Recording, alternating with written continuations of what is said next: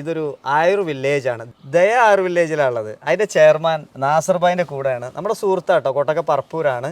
അപ്പോൾ ഈ ഒരു സംവിധാനം നമ്മുടെ നാട്ടിൽ കോട്ടക്ക ടൗണിൽ നിന്ന് വെറും 5 കിലോമീറ്റർ മുന്നോട്ട് വന്നു കഴിഞ്ഞാൽ ഈ ഒരു ആയുർ വില്ലേജിലേക്ക് എത്താം.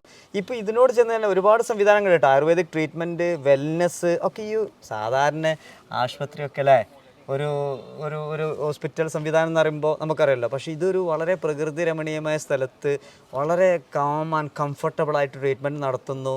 പിന്നെ ഒരു പോസിറ്റീവ് എനർജി ഉണ്ടാക്കുന്നു.